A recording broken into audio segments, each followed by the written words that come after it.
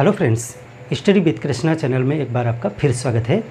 हम Indo Islamic स्थापत्य कला पे चर्चा कर रहे थे और पीछे की क्लासेस में जो हमने पढ़ा है उसमें सबसे पहले हमने डिस्कस किया कि इंडो इस्लामिक स्थापत्य कला में क्या क्या क्वालिटीज़ आपको देखनी है, कौन कौन से फीचर होते हैं, वो अलग से आपसे क्वेश्चन बन सकता है। उसके बाद हमने देखा कि इंडो इस्लामिक जो आर्किटेक्चर है वो 3 फेज़ में डेवलप हुआ इंडिया में। पहला फेज़ तो वो आया कि जब इस्लाम इंडिया में इस्लामी शासन आया, तो इस्लामी शासन हमने देखा कि गुलाम वंश से स्टार्ट हुआ और उसमें हमने कई शासकों के समय में देखा कि किस प्रकार से कौन कौन सी संरचनाएं बनाई गई। हमने देखा कि सल्तनत काल में क्या हुआ। उसके बाद हमने देखा कि प्रांतीय शासक जो थे उन्होंने इंडो इस्लामिक आर्किटेक्चर में क्या योगदान दिया है, हमने लास्ट क्लास में डिस्कस किया था। जो तीसरा फेज़ है, तो पहला फेज़ तो हो गया सल्तनत काल में जो शासक थे उन्होंने क्या कराया, उसके बाद हमने प्रांतीय देख लिया और आज की इस क्लास में हम देखेंगे तीसरा फेज़ जो कि इंडो इस्लामिक स्थापत्य कला का स्वर्ण काल कहा जाता है। इसको जो है ये स्वर्ण काल है। स्वर्ण काल किस चीज़ का स्वर्ण काल है? इस चीज़ का इंडो इस्लामिक स्थापत्य कला का स्वर्ण काल है। यानी कि अगर हम इस आर्किटेक्चर की सबसे बेहतरीन संरचनाएं देखना चाहें तो आपको मुग़ल काल में देखनी होंगी। तो मुग़ल काल का मतलब क्या है? मुग़ल काल का मतलब है बाबर। बाबर ने मुग़ल काल की शुरुआत की, यानी मुग़ल शासन वहाँ से शुरू हुआ। तो बाबर, यहाँ पे कुछ शासक हैं जैसे कि बाबर से स्टार्ट होगा और हम औरंगजेब तक पढ़ेंगे। बाबर के समय से ये मुग़ल कालीन स्थापत्य कला की शुरुआत हुई, या आप कह सकते हैं मुग़ल शासन का प्रारंभ हुआ। उसके बाद हुमायूं, फिर अकबर, जहांगीर, शाहजहां और औरंगजेब, ये क्रमशः एक पीढ़ी है। बाबर के बाद हुमायूं उसका पुत्र है, फिर अकबर, फिर जहांगीर, शाहजहां और औरंगजेब।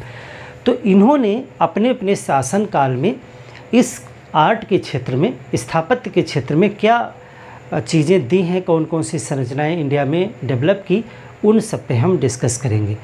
तो सबसे पहले हम बाबर को देखें, उससे पहले आपको एक चीज़ और जाननी होगी कि आखिर जो हम इंडो इस्लामिक स्थापत्य की तो सारे फीचर पढ़ चुके हैं, लेकिन स्पेशली अगर हम मुग़ल काल के समय में देखें कि क्या बेहतर चीज़ें थीं, कौन से फीचर मुग़ल काल में सबसे अपने चरम पे थे, क्योंकि ये स्वर्ण काल है, इसमें कुछ फीचर्स बहुत अपने उन्नत स्वरूप में आ गए। जैसे कि हमने इंडो इस्लामिक में देखा था कि पित्रा-दूरा तकनीक शुरू हुई, तो पित्रा-दूरा तकनीक जो सबसे बेहतर एग्जाम्पल आपको मुग़ल काल में दिखाई पड़ेगा, यानी इस लास्ट फेज़ में। तो प्रारंभ बाबर के समय में हुआ इस आर्ट का, और सबसे ज़्यादा जो डेवलप कराया संरचनाओं में वो अकबर के समय में आपको देखने को मिलेगा। ये तकनीक यानी कि ये जो आर्ट है वो डेवलप हुई, लेकिन इसके बाद शाहजहां के समय में देखेंगे तो इस आर्ट का चरम आपको दिखाई पड़ेगा, यानी सबसे बेहतर स्थापत्य देखने को मिलेगा, सबसे फाइन ब्यूटीफुल आर्किटेक्चर देखने को मिलेगा आपको स्थापत्य के क्षेत्र में। और औरंगजेब चूँकि कला प्रेमी कम था, वो धार्मिक ज़्यादा ध्यान दिया उसने, तो इसलिए पतन हो गया आर्ट का, कला का पतन आपको औरंगजेब के समय में दिखाई पड़ेगा। तो कौन कौन से फीचर हैं जो आपको देखना है? तो देखिए, सबसे पहला फीचर तो ये है कि ये अंतिम पड़ाव है। जैसा कि हमने 3 फेज़ बताए थे। पहला हमने बताया था आपको सल्तनत कालीन। सल्तनत काल में आपने सभी शासक हमने क्रमशः आपको बताए थे कि ऐबक के समय में, कुतुबुद्दीन ऐबक के समय में, या तुगलक के समय में, खिलजी के समय में, इन सब के समय में क्या क्या चीज़ें हुई थी, तो वो हम सल्तनत काल में आपको पढ़ाए थे। उसके बाद आपने देखा था प्रांतीय, जो पिछला क्लास था उसमें आपने प्रांत यानी जो अलग अलग राज्य थे जैसे कि बंगाल है, या तो उन्होंने क्या योगदान दिया इस आर्ट में, उसको हमने देखा था। और तीसरा फेज़ जो है वो मुग़ल काल है, जो स्वर्ण काल है, तो वही हम डिस्कस करेंगे। तो मुग़ल काल में ये अंतिम पड़ाव है और अपने चरम पर है। ये जो स्थापत्य कला है इंडो इस्लामिक वाली, ये अपने चरम पर है और इसी के बाद इसका पतन भी आपको दिखाई पड़ेगा औरंगजेब के समय में। उसके बाद इस आर्ट में आगे काम नहीं हुआ। तो ये खास करके जब यहाँ निर्माण सामग्री को आप देखोगे तो लाल बलुआ पत्थर का प्रयोग बहुत किया गया है, खास करके अकबर के समय में। चाहे आप वो आगरा का लाल किला देख लें, आगरा का किला, और चाहे आप फतेहपुर सीकरी का किला देखें, अकबर ने जो मैक्सिमम अपना आर्किटेक्चर बनाया है उसमें लाल बलुआ पत्थर का बहुत प्रयोग किया गया है। ज्योग्राफी में आप पढ़ते हैं कि लाल बलुआ पत्थर का जो स्रोत है या संगमरमर का स्रोत है वो कहाँ है। आप कमेंट करके बताएं कि भारत में किन जगहों से ये चीज़ें निकाली जाती हैं, खदानें इनकी कहाँ हैं। संगमरमर का प्रयोग बहुत किया गया है और खुरदरे पत्थरों का भी प्रयोग किया गया। संगमरमर, सफ़ेद संगमरमर का बहुतायत प्रयोग जो है वो शाहजहाँ के समय में किया गया, जिसका सबसे फाइन एग्जाम्पल ताजमहल के रूप में आप देखते हैं। तो सबसे खूबसूरत बिल्डिंग अगर वाइट मार्बल में आपको देखने को मिलेगी तो शाहजहाँ के समय में देखने को मिलती है। लेकिन लाल बलुआ पत्थर, संगमरमर, इन पत्थरों का बहुतायत प्रयोग किया गया है किसमें? मुग़ल शासनकाल में। इसके बाद आप देखोगे कि विशाल परिसर वाली संरचनाएं आपको देखने को मिलेंगी। अब चूँकि ये जो मुग़ल शासनकाल है वो एक बहुत लंबा पीरियड है और जब लंबे समय तक कोई शासक रहता है तो उसके पास पैसा भी काफ़ी टैक्स के रूप में इकट्ठा होता है और अगर वो काफ़ी क्षेत्र पे उसने अपना जमाया हुआ है तो अच्छा खासा धन इकट्ठा होता है, लेबर भी उसको अच्छा खासा मिल जाता है, जगह मिल जाती है, संसाधन उपलब्ध हो जाते हैं, तो वो बड़े निर्माण करवाता है। तो आपको देखने को मिलेगा कि विशाल परिसर वाली संरचनाएँ, आप फतेहपुर सीकरी का किला देखें, आगरा का किला देखें या शाहजहाँ के समय आप लाल किला देखें तो आपको मीलों किलोमीटरों फैले हुए किले आपको देखने को मिलेंगे। इतने बड़े बड़े किले कि जिनके अंदर शहर बन जाएं। तो मीलों तक फैले किले, आपको बहुत बड़े परिसर वाली संरचनाएं आपको देखने को मिलती हैं। मुग़ल काल में बड़े बड़े बाग बनते थे, शालीमार बाग है, बहुत से बाग आपको हम बताएंगे बनते थे। और मेहराबें जो हैं घुमावदार भी हैं और कोणदार। अकबर के समय में आप देखेंगे तो चतुष्कोणीय मेहराबें भी बनी थी।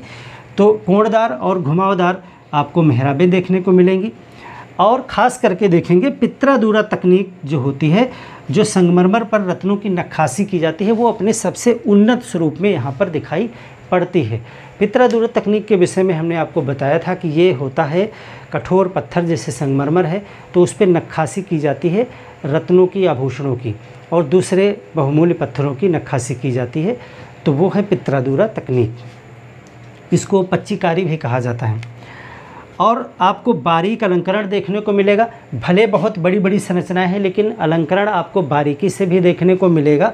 कैलीग्राफी आपको देखने को मिलेगी। कैलीग्राफी यानी सुंदर सुलेखन, कुरान वगैरह की आयतें लिखवाई शासकों ने, तो सुलेखन भी देखने को मिलेगा। ज्यामितीय अलंकरण यानी कि ज्यामितीय संरचनाओं से सजावट किया जाना, और सुंदर जालियाँ, आप जालियाँ बहुत सुंदर सुंदर देखेंगे मकबरों में। और चार बाग शैली के बाग आप देखोगे। ये हम सब कुछ आपको समझा चुके हैं क्या चीज़ होती है चार बाग। गुंबद आपको देखने को मिलेंगे, मीनारें हैं, मेहराबें हैं, और अरबेस्क क्या होता है? ये प्राकृतिक जो तने होते हैं, फूल पत्ती वगैरह, इनकी डिज़ाइन बना के सजावट करना, उसको अरबेस्क कहा जाता है। इसका अलंकरण आपको देखने को मिलेगा। और फव्वारा भी बहुत ख़ास है, यानी जल का प्रयोग करके भी, जल का उपयोग जो है इंडो इस्लामिक में एक तो धार्मिक परिपथ से भी किया गया, और इसका अपना बेसिक रिक्वायरमेंट तो है ही पीने के लिए और काम करने के लिए, बाकी इसका सजावट के रूप में भी पानी का बहुत प्रयोग किया गया है। फव्वारे, नालियाँ इत्यादि बना करके, ये भी आपको इसमें नोट कर लीजिएगा। और इसमें क्या क्या चीज़ें देखने को मिलेंगी, तो आपको किले देखने को मिलेंगे, महल, मस्जिदें, मकबरे, बाग, बावलियाँ, मीनारें, बावलियाँ मतलब जलकुंड, और मीनारें आपको देखने को मिलेंगी मुग़ल काल में। तो इसमें हम इतने शासकों के शासनकाल में क्या क्या चीज़ें हुई हैं ये हमको पढ़ना है।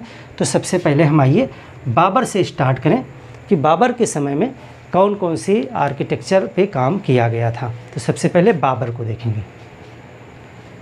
तो जब हम बात करते हैं कि मुग़ल कालीन स्थापत्य कला जो है वो इंडो इस्लामिक आर्किटेक्चर का गोल्डन पीरियड है, तो गोल्डन पीरियड का प्रारंभ तो अकबर के समय से होगा। लेकिन अकबर के पहले जो है वो 3 शासक हम देखेंगे, जिसमें बाबर और हुमायूं तो अकबर के ख़ानदान की पीढ़ी हैं, बाकी शेरशाह सूरी एक अलग से शासक है जो इसी क्रम में आता है, और ये मुग़ल काल के समय में ही इसको गिनेंगे। तो बाबर, हुमायूं और शेरशाह सूरी 3 शासक अकबर से पहले जो रहे मुग़ल काल में, कितना कितना टाइम पीरियड है, क्या डेट्स हैं, वो सब हिस्ट्री में आप पढ़ोगे। यहाँ पर हम सिर्फ उनके आर्ट में, आर्किटेक्चर में योगदान को देख रहे हैं। तो सबसे पहले बाबर ने ही नींव डाली मुग़ल शासन की, और यहीं से जो है स्थापत्य भी शुरुआत हुआ मुग़ल काल का। तो इसमें देखिए बाबर आया, युद्ध जीते, और इसके बाद बहुत कम समय तक इसने शासन किया। तो उसमें कुछ भी विशेष निर्माण आपको नहीं देखने को मिलता है कि मुग़ल काल की जिसमें हम खास कुछ कह सकें कि हाँ ये कोई विशेषता है इस स्थापत्य की, ऐसा कुछ भी जो है वो बाबर के समय में निर्मित नहीं हुआ है। एक जो बहुत ही आप विवादित मस्जिद सुनते हैं, बाबरी मस्जिद अयोध्या, तो वो बाबर के द्वारा नहीं बनवाई गई थी। वो मस्जिद जो है वो मीर बाकी जो है वो बाबर के नाम पर वो बनवाई थी उस मस्जिद को।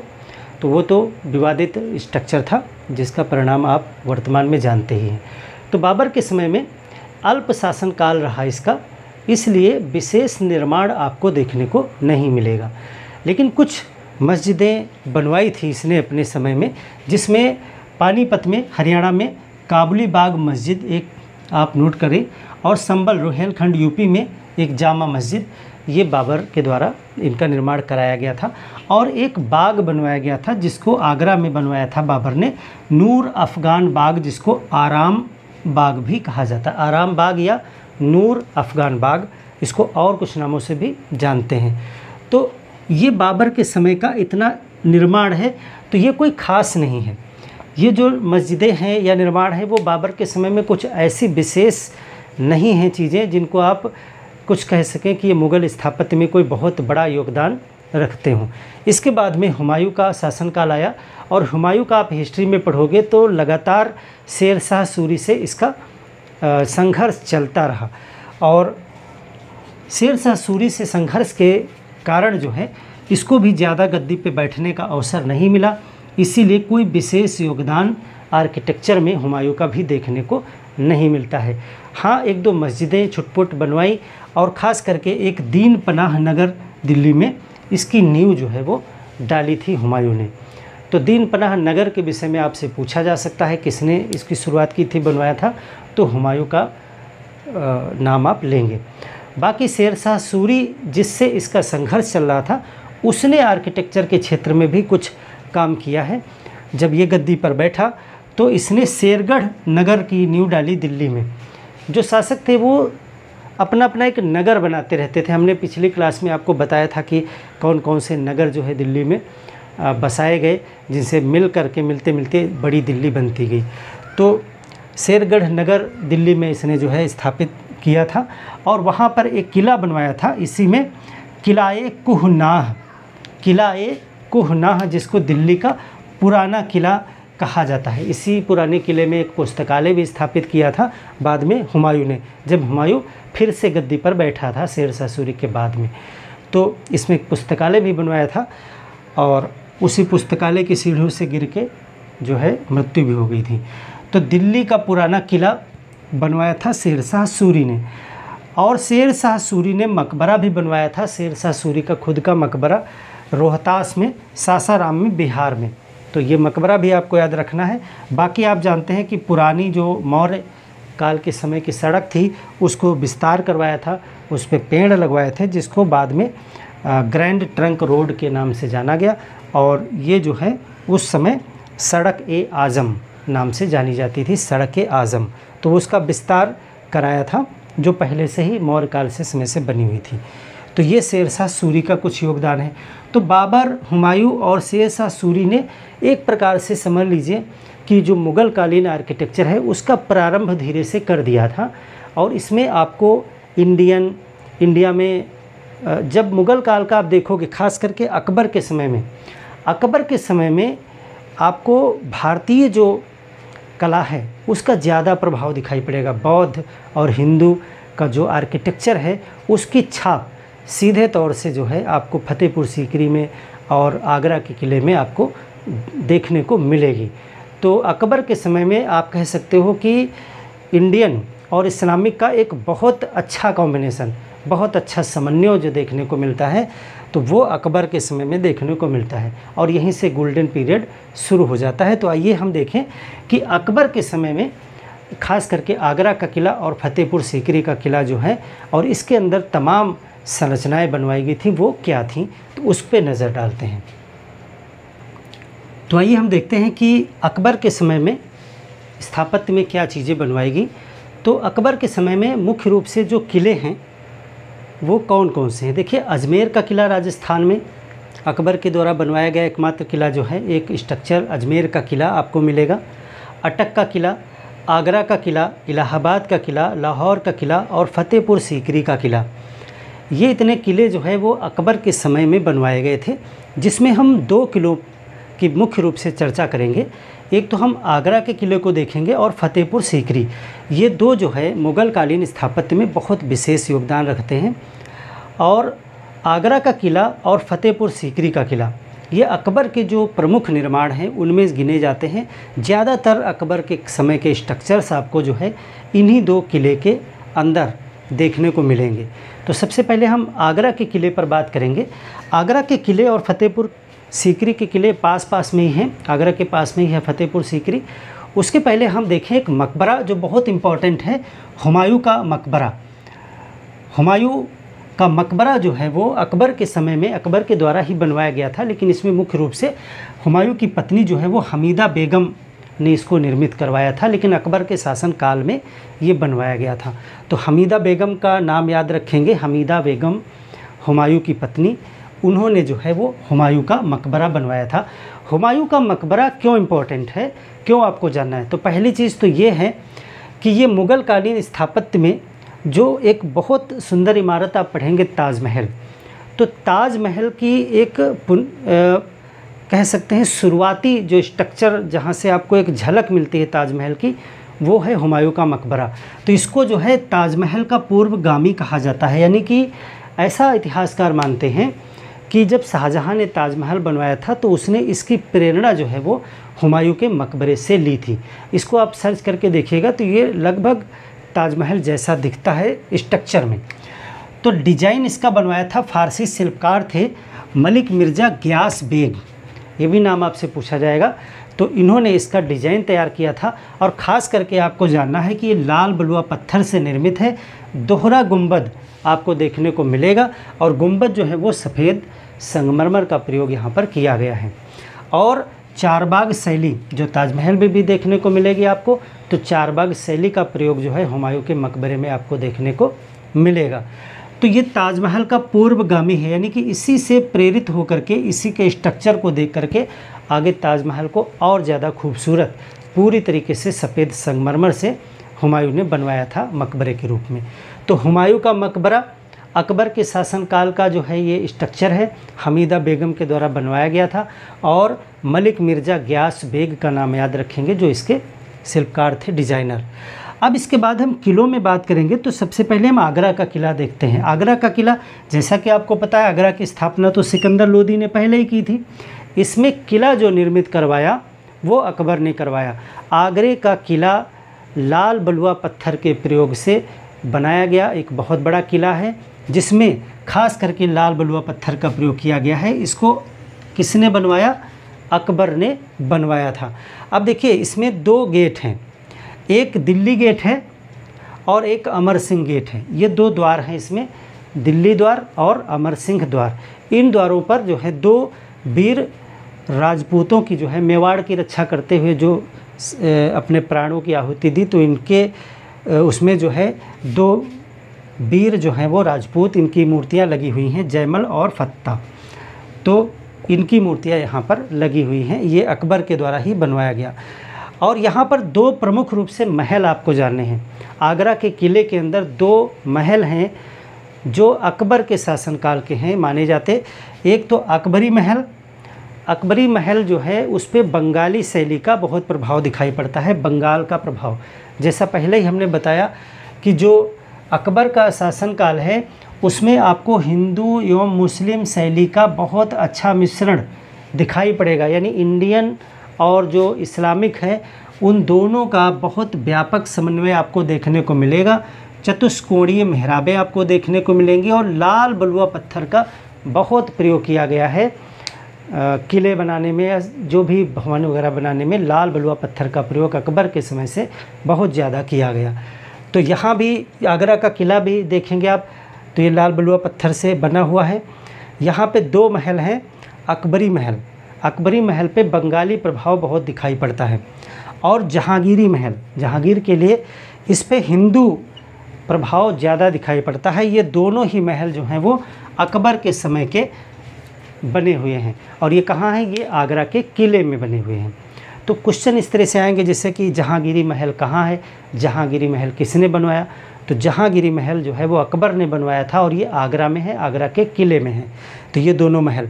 बाकी आगरा के किले में बहुत सारी संरचनाएं हैं जो बाद में निर्मित हुई हैं, जो कि खास करके शाहजहाँ ने यहाँ पर बहुत सारी चीज़ें बनवाई। दीवाने आम, दीवाने खास। हम जब शाहजहाँ को पढ़ेंगे आगे तो हम फिर से चर्चा करेंगे कि उसने आगरा के किले में क्या क्या बनवाया था। तो आगरा का किला तो अकबर ने बनवाया था, लेकिन वहाँ पर ज़्यादातर संरचनाएं जो हैं वो शाहजहाँ के पीरियड में बनेंगी। तो उसको हम आगे देखेंगे। यहाँ पर आप जो अकबर ने करवाया उतना आप याद रखें और इन किलों के नाम याद रखें। इसके बाद हम बात करते हैं फतेहपुर सीकरी का किला, जो कि आगरा के पास में ही पड़ेगा और बहुत इम्पॉर्टेंट है, क्योंकि फतेहपुर सीकरी में जो है अकबर ने बहुत सारी संरचनाएं बनवाई हैं उस किले के अंदर।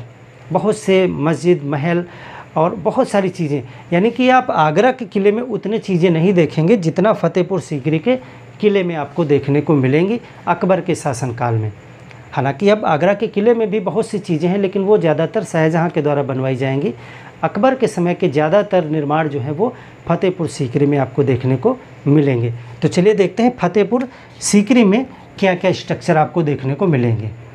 आइए बात करते हैं कि अकबर के समय का सबसे महत्वपूर्ण जो किला है फतेहपुर सीकरी का किला। फतेहपुर सीकरी आगरा के पास में ही पड़ेगा। तो ये फतेहपुर सीकरी के किले में ज़्यादातर निर्माण जो है वो अकबर के शासनकाल के समय के हैं। यहाँ पर लाल बलुआ पत्थर से इस किले को निर्माण किया गया है और बहुत बड़ा किला है। 7 मील लंबे दायरे वाला ये किला है फतेहपुर सीकरी का किला। लाल बलुआ पत्थर का उपयोग जो है वो अकबर के शासनकाल में बहुत ज़्यादा मात्रा में किया गया था और ये अकबर की प्रशासनिक राजधानी है फतेहपुर सीकरी। और इसका डिज़ाइन जो है वो बहाउद्दीन के द्वारा तैयार किया गया था। तो डिज़ाइनर का नाम भी आपको याद रखना है। अब इस किले के अंदर, यानी फतेहपुर सीकरी के किले के अंदर जो है वो कौन कौन से स्ट्रक्चर हैं वो आपसे बहुत पूछे जाते हैं कि किसने बनवाया। तो ये सभी स्ट्रक्चर अकबर के द्वारा बनवाए गए। जाहिर सी बात है, फतेहपुर सीकरी के जो स्ट्रक्चर मैं इस समय बताने जा रहा हूँ वो सब अकबर के द्वारा बनवाए गए अकबर के शासनकाल में, और ये सब उसी किले में हैं। तो यहाँ पर सबसे पहले बुलंद दरवाज़ा जो कि प्रवेश द्वार है। बुलंद दरवाज़ा बहुत ऊंचा दरवाज़ा है, बहुत बड़ा दरवाज़ा है और ये गुजरात विजय के उपलक्ष्य में जो है बनवाया गया था फतेहपुर सीकरी के किले में, गुजरात पर विजय के उपलक्ष्य में। तो बुलंद दरवाज़ा फतेहपुर सीकरी अकबर के द्वारा।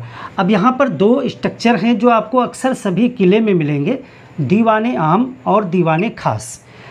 अब देखिए, अभी जो पीछे मैंने आपको किला, आगरा का किला पढ़ाया था, आगरा के किले में भी दीवाने आम और दीवाने खास हैं, हर किले में हैं। तो वो दीवाने आम और दीवाने खास जो है वो शाहजहाँ के टाइम पीरियड में बनवाए जाएंगे। तो आप इसमें कंफ्यूज न होइएगा, जब भी पूछा जाए दीवाने आम और दीवाने खास फतेहपुर सीकरी, तो यहाँ पर आपको अकबर टिक करना है। यानी कि ये फतेहपुर सीकरी के किले में जो दीवाने आम और दीवाने खास हैं, ये दीवाने आम और दीवाने खास जो है जगह हैं, स्ट्रक्चर हैं जिसमें मीटिंग्स होती थी। दीवाने आम में आम जनता का दरबार लगता था, यानी आम पब्लिक, इसका नाम है दीवाने आम। आम पब्लिक अपनी समस्याएं लेके आती थी और राजा सुनता था। और दीवाने खास, खास का मतलब है स्पेशल लोग, जैसे मंत्रीगण या विशेष लोगों से वार्ता करनी होती थी जब अकबर को, तो दीवाने खास में बैठता था। तो खास मंत्रियों से या खास व्यक्तियों से मुलाकात के लिए दीवाने खास। तो ये फतेहपुर सीकरी के ये स्ट्रक्चर अकबर के द्वारा बनवाए गए। अकबर ने आगरा का किला भी बनवाया, लेकिन आगरा के किले में जो दीवाने आम और दीवाने खास हैं वो शाहजहाँ के द्वारा बनवाए गए थे। तो वो बाद में हम शाहजहाँ के पीरियड में पढ़ेंगे। अब देखिए, महल यहाँ पर 3 या 4 महल बहुत फेमस हैं। एक तो इनकी बेगमों के महल जो हैं, जोधाबाई का महल, मरियम का महल और तुर्की सुल्ताना की कोठी। तो ये जो है महल जो हैं वो बहुत खूबसूरत महल हैं जो इस फतेहपुर सीकरी में बने हुए हैं। जोधाबाई का जो महल है वो सबसे बड़ा है, सबसे बड़ा महल जोधा का महल है और इस पे आपको हिंदू प्रभाव ज़्यादा दिखाई पड़ता है। हिंदू स्ट्रक्चर है ये। और ताप नियंत्रण प्रणाली, यानी इसमें दीवारें इस तरीके से बनाई गई हैं कि इसमें ताप जो है वो नियंत्रित रहे, ज़्यादा गर्मी ना लगे, ज़्यादा ठंडक भी ना लगे। मरियम का महल जो है ये प्रसिद्ध है पेंटिंग्स एवं मीनाकारी के लिए, यानी इसमें पच्चीकारी तकनीक का प्रयोग करके पेंटिंग्स और जवारात वगैरह जो है लगाए गए थे और बहुत खूबसूरत चित्रकारी पेंटिंग वगैरह बनाई गई थी। इसके लिए ये मशहूर है। कौन सा? मरियम का महल। ये सब अकबर के शासनकाल के हैं और सब फतेहपुर सीकरी में हैं। तुर्की सुल्ताना की कोठी जो है यहाँ पे काष्ठ तकनीक का प्रयोग करके बहुत सुंदर स्ट्रक्चर आप कह सकते हैं फतेहपुर सीकरी में ये कोठी। बीरबल का महल, बीरबल सलाहकार थे अकबर के नवरत्नों में, तो बीरबल का महल भी जो है वो फतेहपुर सीकरी के किले में ही है। इसके बाद एक महल और है पंचमहल। पंचमहल जैसा इसका नाम है, तो ये 5 मंजिला महल है और ये पिरामिड की जैसी संरचना का है, यानी इस तरीके से 5 मंजिला महल है। तो ये बौद्ध प्रभाव इसमें दिखाई पड़ता है, जैसे पिरामिड के आकार की संरचना जैसे बौद्ध काल में बनते थे उस तरीके से ये दिखाई पड़ता है। तो अकबर के शासनकाल में आपको इस्लामिक, बौद्ध, हिंदू, इन सब का, ईरानी, इस सब का मिश्रण आपको दिखाई पड़ेगा इनके स्ट्रक्चर्स में। यहाँ देखिए हिंदू प्रभाव आपको ज़्यादा दिखाई पड़ता है, यहाँ पे बौद्ध प्रभाव आपको दिखाई पड़ रहा है पंचमहल में। और फतेहपुर सीकरी की जामा मस्जिद, अभी जब दिल्ली की बात करेंगे, दिल्ली की जामा मस्जिद जो है वो शाहजहाँ के द्वारा बनवाई गई थी और फतेहपुर सीकरी में जो जामा मस्जिद वो अकबर के द्वारा बनवाई गई फतेहपुर सीकरी में। एक कृत्रिम तालाब भी बनवाया गया इसी के अंदर, अनूप तालाब, हिरण मीनार और मीना बाज़ार। तो ये सारे स्ट्रक्चर जो हैं वो सब फतेहपुर सीकरी में है, सब अकबर के द्वारा बनवाए गए। तो ये कैसे क्वेश्चन पूछे जाते हैं इसमें, एक तो इनकी लोकेशन पूछी जाती है, ये कहाँ पे हैं, जैसे कि जोधाबाई का महल कहाँ पे है, या जोधाबाई का महल किसने बनवाया था, या फतेहपुर सीकरी का सबसे बड़ा महल कौन सा है। तो इस तरह से क्वेश्चन इसमें बनते हैं। अब एक और ख़ास चीज़ है जो फतेहपुर सीकरी में है, शेख सलीम चिश्ती का मकबरा। शेख सलीम चिश्ती का मकबरा जो है वो लाल बलुआ पत्थर का प्रयोग करके अकबर ने बनवाया था इसी किले में। बाद में शाहजहाँ ने जो है इसको सफ़ेद संगमरमर से कन्वर्ट करवा दिया। तो आग वर्तमान में अगर आप देखोगे फतेहपुर सीकरी में, तो शेख सलीम चिश्ती का जो मकबरा है वो आपको वाइट मार्बल से दिखेगा, लेकिन वो पहले मूल रूप से लाल बलुआ पत्थर से बनवाया गया था अकबर के समय में। सलीम अकबर के पुत्र का नाम रखा गया था, जहांगीर का नाम सलीम था, और वो शेख सलीम चिश्ती के उनकी कृपा से, आशीर्वाद से वो पुत्र उनको प्राप्त हुआ था अकबर को, इसीलिए उसका नाम भी सलीम रखा था बाद में, तो इन्हीं के नाम पर। और इसीलिए जो है इनका मकबरा जो है किले में बनवाया था स्मृति में अकबर ने। तो ये कुछ स्ट्रक्चर्स हैं जो मैंने लिखे हैं जो फतेहपुर सीकरी में हैं, और ये सब जो हैं वो अकबर के शासनकाल के समय के हैं। तो हमने आज की क्लास में डिस्कस किया कि बाबर के समय क्या क्या चीज़ें बनवाई गई थी। हमने बाबर को देखा, इसके बाद बाबर का बाद शासन हुमायूं का देखा हमने, उसके बाद हमने हुमायूं के बाद में हमने जो है अकबर को देखने से पहले हमने शेरशाह सूरी के समय में भी थोड़ा देखा क्या क्या चीज़ें हुई थी, और फिर हमने अकबर को डिस्कस किया। इसके बाद में जहांगीर और शाहजहाँ और उसके बाद औरंगज़ेब, तो ये 3 प्रमुख शासक जो हैं आगे इन्होंने क्या करवाया, तो उस पर हम नेक्स्ट क्लास में डिस्कस करेंगे। आज की क्लास में इतना ही करते हैं, तो मिलते हैं एक और बेहतर क्लास के साथ में, तब तक के लिए धन्यवाद।